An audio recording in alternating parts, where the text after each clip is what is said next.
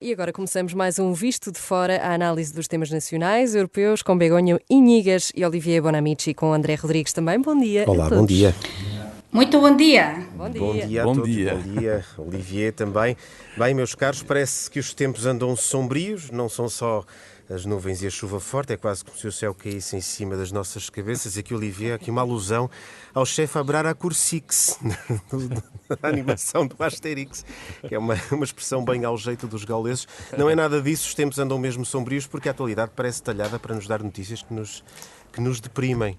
Como é que vocês fazem para aliviar as almas, tornar os dias mais leves perante esta onda depressiva nas notícias que nos atinge?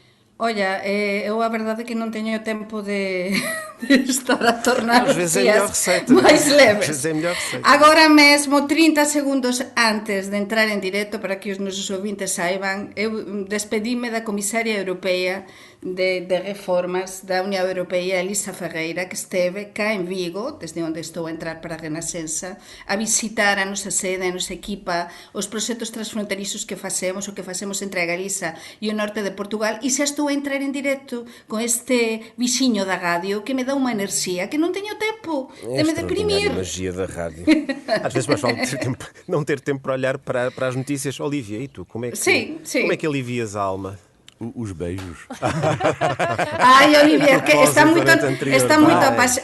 muito apaixonado. Olivia anda muito Olivier. beijoqueiro nos últimos tempos. Não, mas eu diria que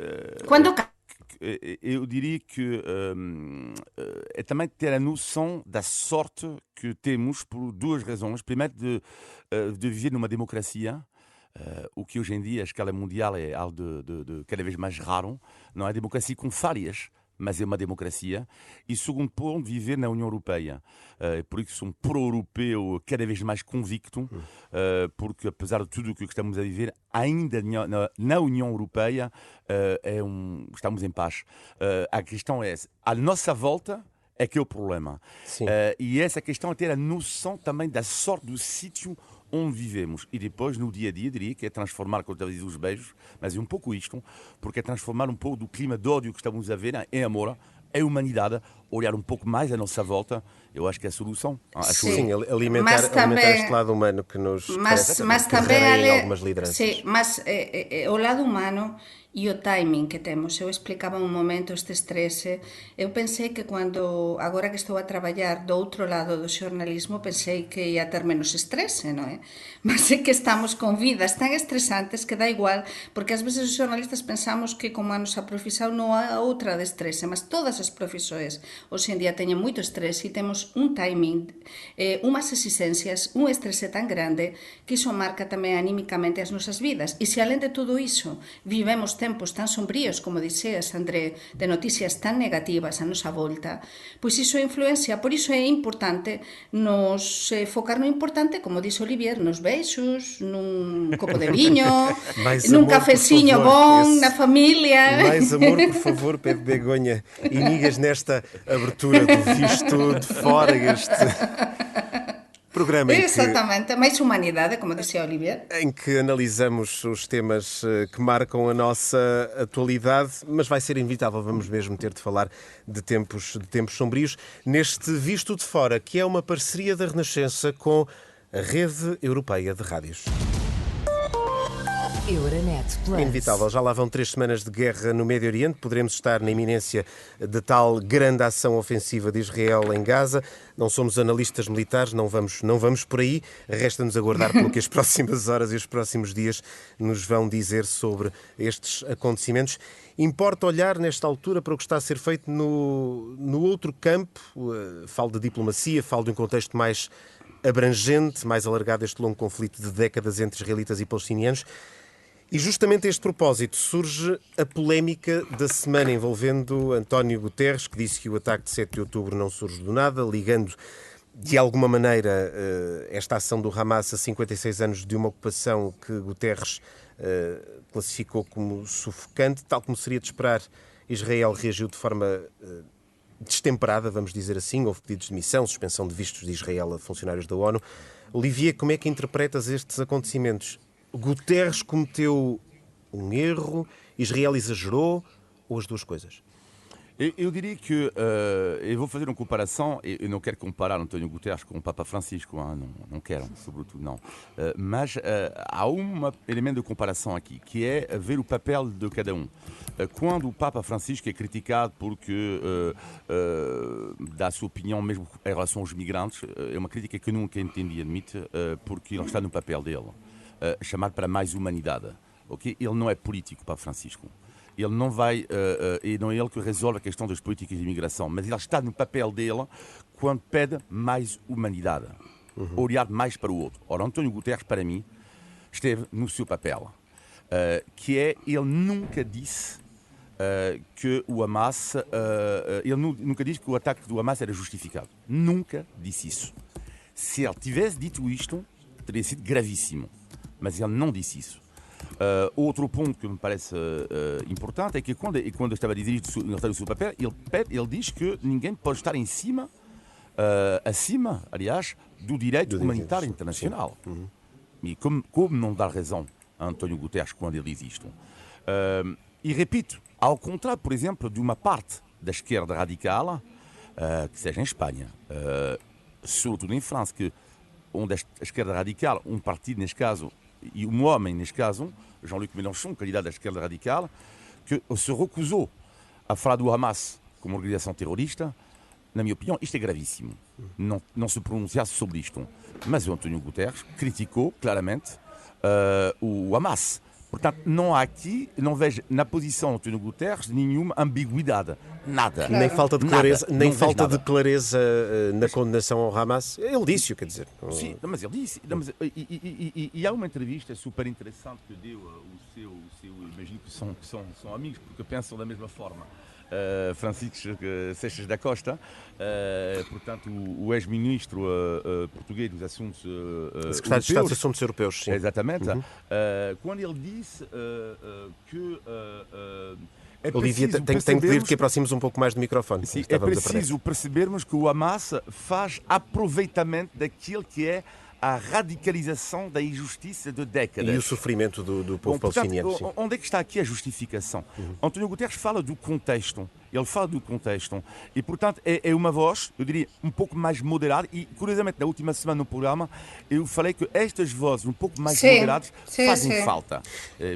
Begonha, deixa-me perguntar-te como é que esta polémica foi vista aí do lado espanhol. Como é que vocês olharam? Pois, foi vista, acompanhouse moito, non é? E destacouse moito na imprensa, como debe ser, e acho que os mídias españois están do lado do Guterres, sin dúbida, non é? Também o próprio Pedro Sánchez expressou o seu apoio. Exatamente, a Guterres, porque acho Guterres, quen coñece ao Guterres é sobre todo un humanista, unha persoa que realmente o papel que ten neste momento de máxima responsabilidade nas Nações Unidas vai perfeitamente aperfeiçado. É como un fato que lle fica aperfeiçado, porque ele sempre defendeu as causas humanitarias. Então, como non vai dizer tudo o que diz quando afirmou que os horríveis ataques de Hamas non surxiran de nada e que o povo palestiniano, iso sabemos todos, leva sometido 56 anos, non é? De asfixiante ocupação. Alguém não concorda com isto? Mas acreditas que o Guterres pode sobreviver a estas reações mais destemperadas a este seu discurso? Boa pergunta, porque cá temos unha presión brutal da parte de Israel, porque temos o políticamente correcto, non é? Que a parte de Israel, o apoio brutal que ten tamén dos Estados Unidos, non é? E é verdade que Hamas cometeu un brutal ataque. O ataque de Hamas e tamén, como xa dixemos neste programa, a falla tamén brutal dos servizos de espionaxe de Israel por non ver ou anticipar aquilo, non é?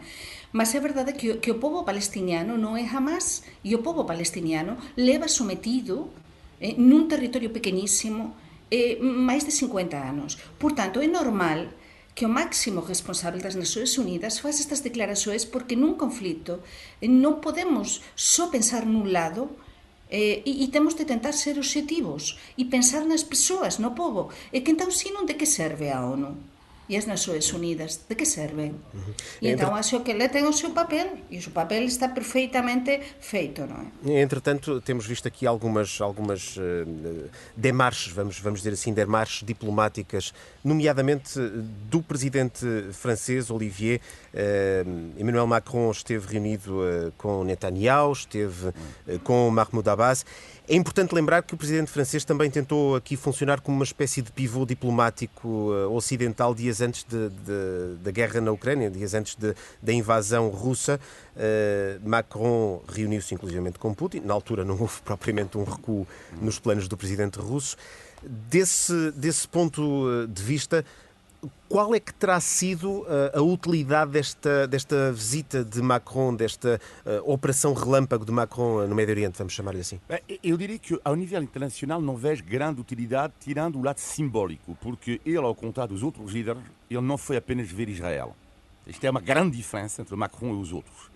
Macron foi ver Netanyahu, mas como tu disseste, foi ver também o rei da Jordânia. Sim, e o próprio Mahmoud Abbas. E o Mahmoud Abbas.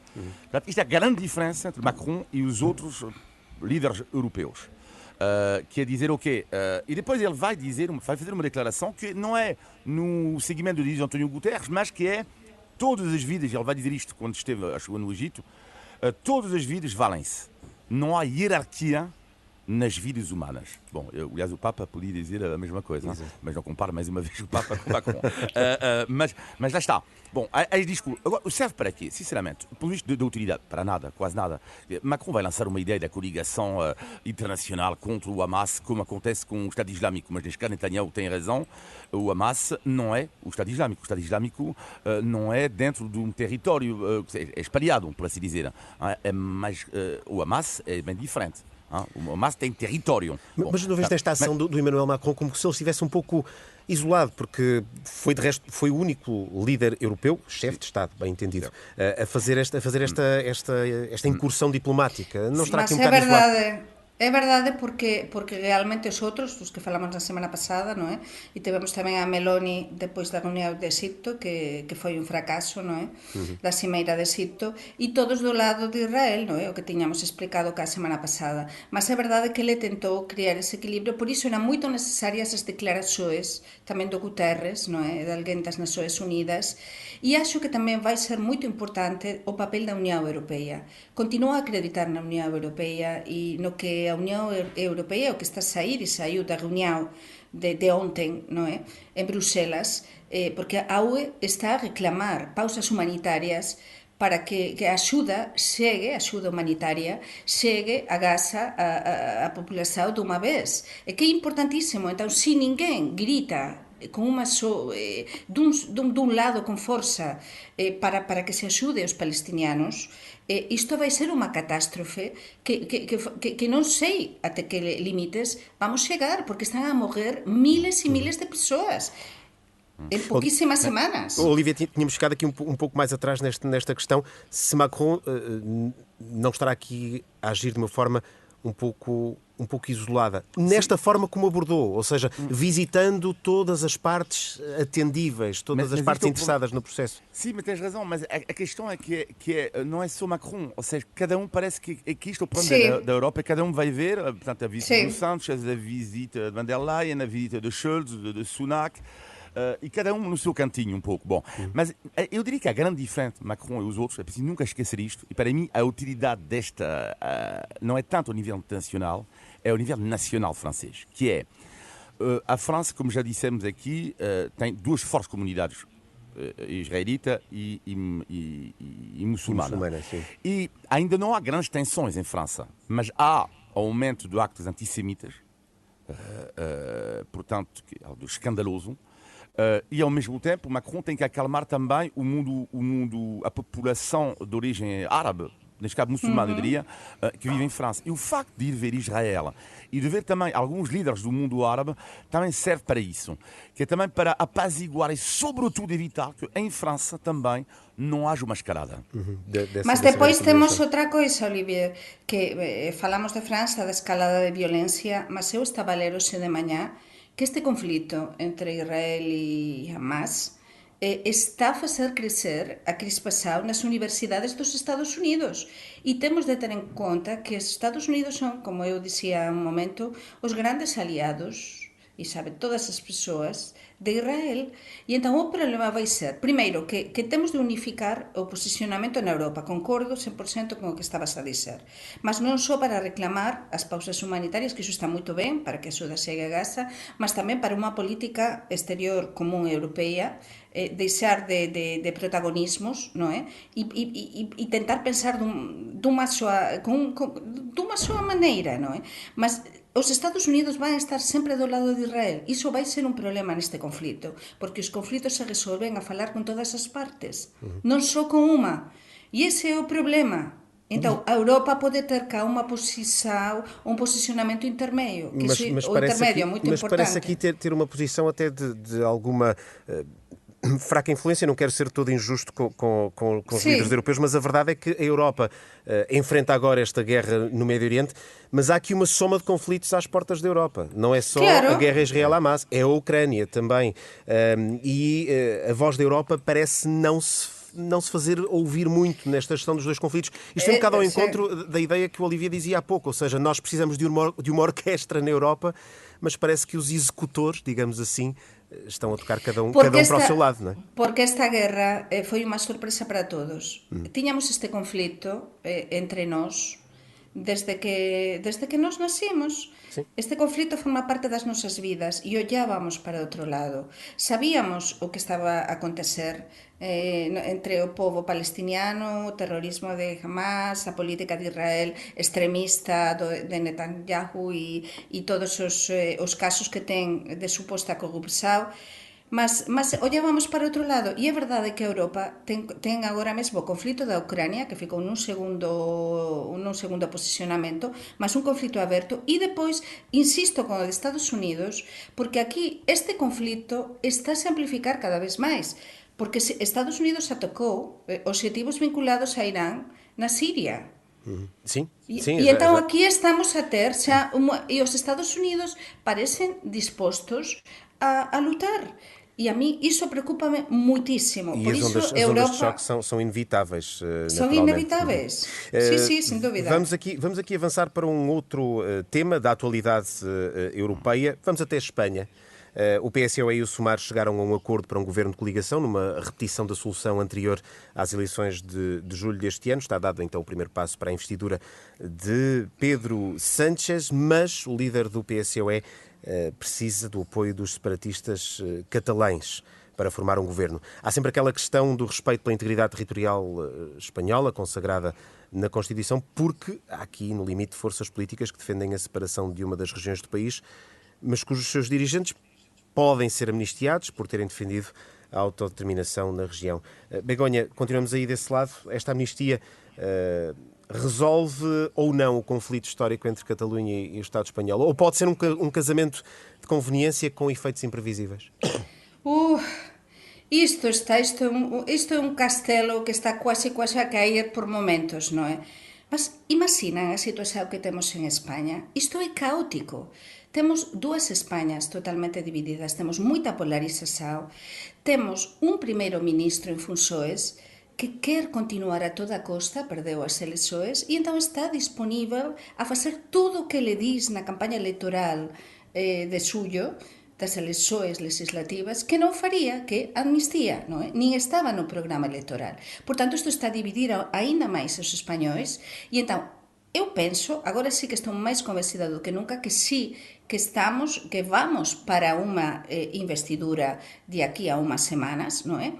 E o problema é que non sabemos os españois quais que son os termos da negociação entre o Pedro Sánchez, o PSOE, e Sumar, o seu coaligado, non é? Agora asinaran este acordo de coaligação con os separatistas e que temos unha separação brutal, que non se fala moito na imprensa portuguesa diso, entre os propios separatistas da Cataluña, porque temos por un lado o Puigdemont, non é? De Junts, que son de centro-direita, e temos os de Esquerra Republicana de Cataluña, que sempre foran independentistas e que son de esquerda. E os de esquerda síntense un pouco abandonados con isto. Por tanto, isto é unha novela que cada vez temos novos capítulos que están a ultrapassar os anteriores. Olivier, Então, isto é muito preocupante. Deixa-me perguntar realmente. aqui ao Olivier Begonha quão perigoso pode ser este precedente. Olivier, qual é que pode ser o preço para a Espanha?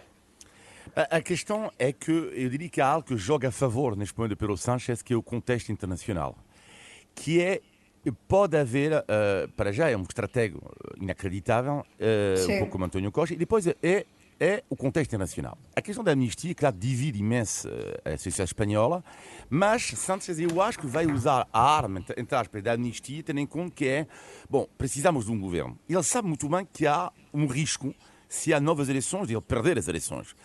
E de perder talvez com margem maior do que perdeu a primeira vez, a última vez, aliás. Agora, a questão da amnistia, claro que levanta muitas questões, mas ele pode usar esta arma, dizendo que a Espanha, neste momento, precisa de avançar, precisa, calhar, de ferir, de curar as feridas e avançar com a amnistia, que seria, para ele, o menos pior das ideias. Mas há aqui uma questão de fundo, Olivier, que ele vai usar. A questão de fundo é mesmo o direito dos catalães poderem decidir em referendo se querem ou não que a região se torne um Estado independente. E essa, às tantas, é que é a grande questão de fundo. Mas aqui há outro tema também importante, e é que estamos em mãos de sete lugares no Parlamento, de 7 deputados de Junts, do partido de Puigdemont, e estamos em mãos do Puigdemont um fugido da Justiça. E então estamos quase à beira de decidir que o que aconteceu no dia 1 de outubro de 2017 não foi nada. Que todo o que aconteceu na Catalunha não é delito e que o que aconteceu não aconteceu nada. E as portas pode ser de um primeiro passo, não é? Para uma possível independência. Pode ser porque não sabemos. E depois que na terça-feira a infanta Leonor, a herdeira ao trono, a coroa espanhola, vai xurar a Constitución española, mas coa ausencia, isto é muito importante, de todos os partidos independentistas, incluído o Partido Nacionalista Vasco e tamén outro partido nacionalista vasco de esquerda, Bildu, non é? E todos eles non van estar no Parlamento. Então, en que momento estamos en España cando temos esta divisão? E todo está en maus do Puigdemont. Se o Pedro Sánchez non precisar destes 7 votos do Puigdemont para poder ser investido, probablemente sea en novembro, nunca teria avanzado com todo isto da amnistia. Exato. Isso devemos ter em conta, é importante dizer. Vamos então aguardar pelos acontecimentos das próximas semanas. Antes de virarmos a página deste Visto de Fora para os Assuntos Nacionais, dizer que esta é uma parceria da Renascença com a Euronet, a rede europeia de rádios. Euronet Plus. Milano. Zagreb. Bruxelas. Sofia. Riga. Euronet Plus, a rede europeia de rádios para compreender melhor a Europa. E avançamos agora para os temas nacionais. Há uma polémica a marcar estes dias, estas últimas semanas, desde a apresentação da proposta de orçamento para o próximo ano, que é a questão do imposto único de circulação e o agravamento desse imposto para as matrículas anteriores a julho de 2007, o que já levou também, e a contestação já levou até o próprio PS a estudar aqui soluções para tornar esta medida menos gravosa. Olivier, do teu ponto de vista, o que é que falha na proposta do Governo para o imposto de circulação? Para já devia mudar o nome do imposto, é atroz. Yuc, Chuchuk. Só o nome já... Parece um beijo. Só o nome do imposto já mete nojo. Yuca. É o Yuca, meu Deus. Mas, exatamente, agora de falar da sério, em relação ao Yuca. Duas reflexões. Primeiro, sobre esta medida do governo. Primeiro, dizer que quando falamos das medidas que têm que ser tomadas para lutar contra as alterações climáticas, cada medida, ela dói. E isso a mim que me faz imensa confusão, que é quase toda a gente concorda que há um problema neste momento com as alterações climáticas, mas que ninguém quer tomar medidas. Ninguém. E cada vez que uma medida é tomada, ela é considerada injusta.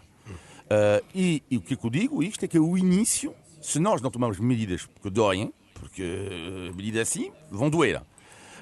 Se nós não tomamos medidas, nada está a ser feito. Porque se é para dizer sempre que há problemas com as alterações climáticas, mas não se toma nenhuma medida, então lá já não entendo nada. Então não em que é que a proposta do Governo deveria melhorar? Mas a grande questão aqui é que, uma vez dito isto, portanto, vão ser os carros anteriores de 2007 que vão pagar mais. Mas mas a questão é quem são estas famílias que não têm. São as famílias que não têm. Provavelmente não têm dinheiro para comprar um carro melhor, não é? Não, mas exatamente isto. E é a grande questão aqui, que se coloca também na Holanda. E nós falamos disto aqui, que é como conciliar hoje em dia a transição energética, a luta contra as alterações climáticas e, ao mesmo tempo, ter cuidado com a vertente social. É essa a grande questão neste momento, porque, por exemplo, na Holanda, há medidas que foram tomadas, mas os agricultores, eles precisam viver. Eles precisam de trabalhar, as pessoas precisam de trabalhar, algumas pessoas precisam de pegar no seu carro. E é evidente, vai dizer a alguém pobre, olha, tu podes escolher um carro a 80 mil euros, que não é por um ano, sei lá, menos por um ano do que o teu carro, lá, do que tem 30 anos, o que é que a pessoa vai fazer? É óbvio, muda de carro. Mas qual é a opção destas pessoas? E, portanto, o que é que eu digo é que medidas sim têm que ser tomadas, se esta é melhor ou não. Eu tenho algumas dúvidas porque lá está, mais uma vez, mais uma medida que toca a quem? As pessoas mais desfavorecidas. Begonha? Sí, é así mesmo, Olivier. Concordo contigo, porque sempre pagan os mesmos. É verdade que en Portugal gostan moitas persoas dos bons carros e os carros poden ser de segunda mão e ter máis tempo e é mellor que teñan unha marca topo de gama. En fin, há moitos carros vellos topo de gama. Mas todo isto toca non só a estas persoas que compran carros de topo de gama de segunda mão, que anteriores a 2007. Non.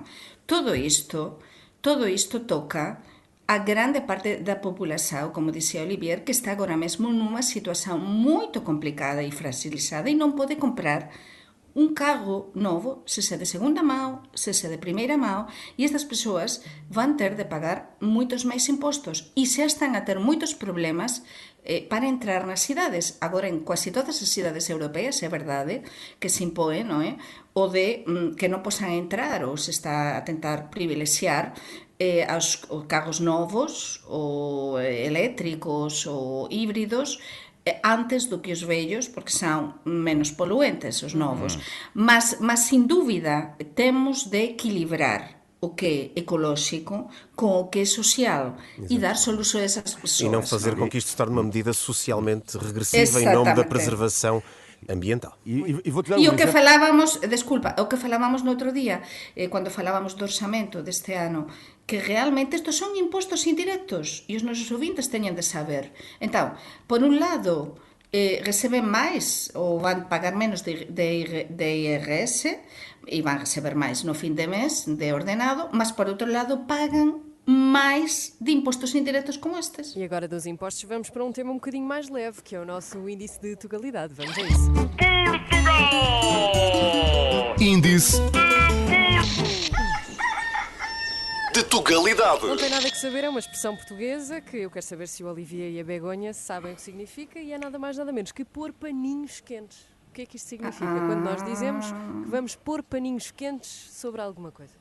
Sí, vamos tentar solucionar algo, vamos por uma solução de urgência, vamos por panos quentes porque vas tentar solucionar alguma coisa. Vamos apaziguar. Sim, vamos apaziguar um problema. Sim. É mais Olivier, mas mesmo assim ainda não está 100% certo. Significa fazer assim alguma coisa de forma delicada, só que não resolve bem o problema.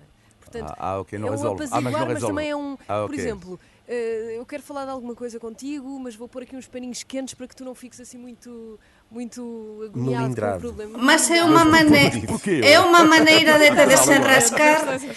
É uma maneira de se desenrascar, mas que não tem sempre uma solução. É isso mesmo. Mesmo assim, não? É ser simpático, é ser simpático. Agora sim os paninhos quentes. Foi uma índice de deveríamos pôr mais. Índice de tugalidade. Avançamos agora para os negativos e positivos da semana. Começamos contigo, Begonha, negativo desta semana. Pois o negativo acaba de acontecer a pouco tamén, esta mañá é moito intensa e temos unha xornalista do Showtime que viu cá facer unha entrevista á comisaria europea, a Carla Suárez, unha excelente xornalista do Showtime, que con este estrese de chegar aquí a tempo con a entrevista, de encontrar a nosa sede, ficou pois iso un bocadiño aflita. E ficou este estrese dos xornalistas das nosas vidas. Ela está no centro de saúde moito perto de cá, da nosa sede, e agora acho que vai camiño do hospital. Eu quero enviar un beixiño para ela e lembrar iso, que na vida há coisas moito máis importantes do que o traballo, non é? O traballo forma parte da nosa vida, temos de traballar, mas é importante tamén ser persoas e en fin, ás veces estamos super presionados pelos tempos, pelos timings, e somos moito exigentes con nós propios. Por tanto, as melloras para ela, que é o máis importante, que ela mellore neste momento. Claro. Muito bem. Olivier? O negativo da semana tem a ver com algo que admito que me faz confusão, que é a questão do subsídio de Natal e de férias pago em 2/10, ou seja, paga, em vez de ser pago 2 vezes por ano, é pago todos os meses um pouco, durante um ano. Faz-me confusão porque quando já não é uma opção, ou seja, legalmente é uma opção, o trabalhador pode dizer não quero receber o subsídio de férias e de Natal, 2 vezes por ano.